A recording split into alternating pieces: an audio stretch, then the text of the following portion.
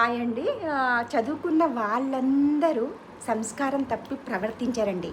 చాలా మంచి వాళ్ళు. వాళ్ళు చదువుకున్న దానికి మన ప్రపంచానికి ఎంతో జ్ఞానాన్ని, ఎంతో జ్ఞానాన్ని ఇచ్చే మంచి స్ఫూర్తినిచ్చే మనుషులు ఎంతోమంది ఉన్నారు.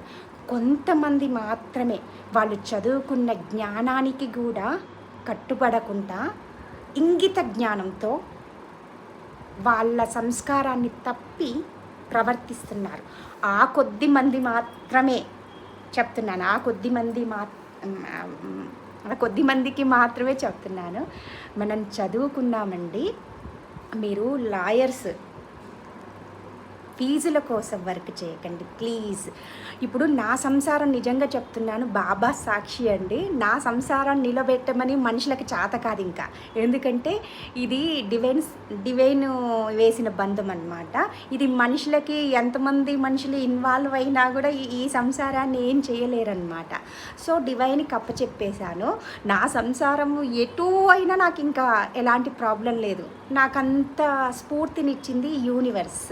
నేను ఏది కావాలంటే అది ఇస్తుందండి యూనివర్స్. సో నాకు ఎలాంటి బాధ లేదు. కానీ పిల్లలు పుట్టినాక కూడా కోర్టులు అంటే కోర్టు మెట్లెక్కే వాళ్ళు ఈ రోజుల్లో నేను చాలామందిని చూశాను. నేను పోలీస్ స్టేషన్కి వెళ్ళింది ఒక్కసారే అండి. ఆ లాయర్ని కలిసింది ఒక్కసారే. నేను పోలీస్ స్టేషన్కి ఎక్కడికి వెళ్ళట్లే. కానీ రోజు విడాకుల గురించి కొట్లాడే వాళ్ళవి యూట్యూబ్లో చూస్తున్నానండి. చాలా చాలా బాధ వేసింది. వీలైతే కలపండి సార్. ఫీజులు ఇస్తారు సార్. మీరు కలిపినా కలపకున్నా ఫీజులు ఇస్తారు. ఫీజుల కోసం మాత్రము పచ్చని జంటలని విడదీయకండి ప్లీజ్. వివాహ వ్యవస్థ అనేది చాలా గొప్పది.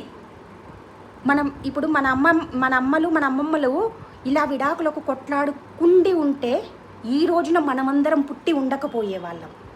ఆ రోజులో వాళ్ళందరూ కలిసి ఉండటం వల్లనే ఇంత జనాభా అనేది ఉంది.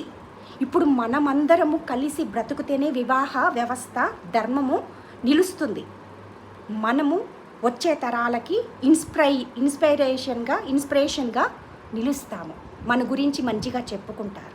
ప్లీజ్ సార్, లాయర్ వృత్తి చేసేవాళ్ళు కొంతమంది ఉన్నారు. ఫీజు కోసం మాత్రమే వర్క్ చేసేవాళ్ళు. ఆ కొద్ది మందికి అందరినీ కలపండి సార్. ఆ పుణ్యము మీ అకౌంట్స్లో ఉండి మీరు తరతరాలు వాళ్ళు చెప్పుకుంటారు. ఈసారి ఇట్లా, సార్ ఎట్లా మేము విడిపోయే అంటే వాళ్ళకి ఇప్పుడు తెలియకున్నా కూడా వాళ్ళ బంధం తర్వాత అన్యోన్య బంధంగా తయారవుతుంది కదా. అప్పుడు మీ